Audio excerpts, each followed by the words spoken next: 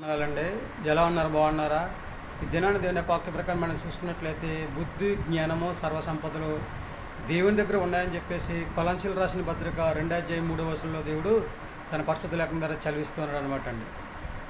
మనం చూసుకున్నట్లయితే దేవుని యొక్క వాక్యం చెప్తూ ఉందండి, నిబ్బరమైన బుద్ధి కలిగి జీవించమని చెప్పేసి దేవుడు తన పరిశుద్ధ లేఖనం ద్వారా చదివిస్తూ ఉన్నాడండి. బుద్ధిమంతుడు తన ఇల్లును బండ మీద కట్టుకున్నాడని చెప్పేసి తన పరిశుద్ధ లేఖనం ద్వారా చదివిస్తున్నాడు అనమాట అండి. మన బండ మీద ఇల్లుని కట్టుకోవాలంటే దేవుని మాట వినాలి, ఆయన మాట ప్రకారం నడుచుకోవాలండి. ఆయన చక్కగా పరిశుద్ధ గ్రంథం ఏమైతే చెప్తుందో దాన్ని అనుసరించి నడుచుకున్నట్లయితే 100% దేవుడు మనల్ని మన ఇల్లుని బండ మీద కట్టుకుని స్టేజ్ మనకి దయచేస్తాడని చెప్పేసి దేవుడు తన పరిశుద్ధ లేఖనం ద్వారా చదివిస్తూ ఉన్నాడు అనమాట అండి. ఇంకా రెండవది జ్ఞానం గురించి మనం చూసుకున్నట్లయితే ఎవరికైనా సరే జ్ఞానము పొదువైన ఎడల దేవుని అడిగితే ధారాళంగా జ్ఞానాన్ని ఇస్తానని చెప్పేసి దేవుడు తన పరిశుద్ధ లేఖనం ద్వారా చదివిస్తూ ఉన్నాడండి. ఎందుకంటే జ్ఞానం అనేది మోస్ట్ ఇంపార్టెంట్ అనమాట అండి. జ్ఞానం లేక జనులు చెడిపోతూ ఉన్నారని చెప్పేసి దేవుడు తన పరిశుద్ధ లేఖనం ద్వారా చదివిస్తూ ఉన్నాడండి. సొలొమోను రాజు గారు చూడండి, దేవుని ఏం కోరుకున్నాడండి? ఆయన జ్ఞానాన్ని కోరుకున్నాడు అనమాట. జ్ఞానంతో పాటు దేవుడు అతనికి అన్ని ఇచ్చాడు, ఇవ్వలేదా? అన్నీ ఇచ్చినట్లుగా మనము చూస్తూ ఉన్నామండి. అడుగుదామా దేవుని జ్ఞానాన్ని? మనం ఒకసారి ఆలోచన చేసుకోండి. సర్వసంపదలు ఎవరైతే దేవుని భయభక్తులు జీవిస్తూ ఉంటారో వారందరికీ కూడా ఆస్తి సంపాదించుకునే సామర్థ్యాన్ని కలగజేస్తానని చెప్పేసి దేవుడు తన పరిశుద్ధ లేఖనం ద్వారా చదివిస్తూ ఉన్నాడు అనమాట అండి. దేవుని దగ్గర సర్వసంపదలు అన్నీ ఉన్నాయన్నమాట అండి. మన అడుగుట దేవునికి ఇష్టమని చెప్పేసి దేవుడు తన పరిశుద్ధ లేఖనం ద్వారా చదివిస్తూ ఉన్నాడు అనమాట అండి. అందం దానికి ఆశపడకుండా ఉన్నదాంతో తృప్తిగా జీవించి దేవుడు మనకి ఎంత ఆస్తి అయితే ఇవ్వాలని ఆలోచన కలిగి ఉన్నాడో అంత ఆస్తితో మనం అంత ఆస్తిని సంపాదించుకుని తృప్తిగా జీవిస్తే అందుకని మహాభక్తి మరొకటి లేదండి. మరేమైనా ఆలోచన చేసుకున్నారండి? చక్కగా మనం చూసుకున్నట్లయితే మంచి బుద్ధి కలిగి జీవిద్దామా, మంచి జ్ఞానాన్ని సంపాదించుకుందామా, మంచి ఆస్తిని సంపాదించుకుని భూమి మీద హాయిగా జీవిద్దామండి.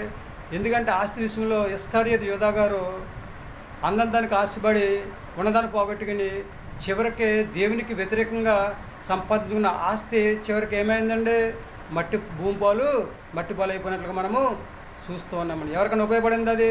ఆస్తి ఎవరికే ఉపయోగపడలేదన్నమాట. అందుకే ఉన్నదాంతో తృప్తిపడి ఎవరైతే జీవిస్తూ ఉంటారో వారందరూ కూడా దేవుడు దీవిస్తూ ఉంటాడు, ఆశీర్వదిస్తూ ఉంటాడు, అభివృద్ధి చేస్తూ ఉంటాడు. కనుక 100% కూడా మనము చక్కగా మంచి ఆస్తిని సంపాదించుకునే స్థితిని కలిగి ఉందామండి. మరేమంటారు? చక్కగా మనందరం కూడా చక్కగా మంచి బుద్ధి కలిగి ఉండి, మంచి జ్ఞానం కలిగి ఉండి, మంచి ఆస్తిని సంపాదించుకుని దేవుని చేత మంచి ఆస్తిని సంపాదించుకుని చక్కగా దేవుని యొక్క ఆశీర్వాదాన్ని పొందుకునే స్థితిని మనము సంపాదించుకుని భూమి మీద హాయిగా జీవించే యోగ్యతను కలిగి ఉందామా? మరేమంటారు? ఈ ఆలోచన మీదే.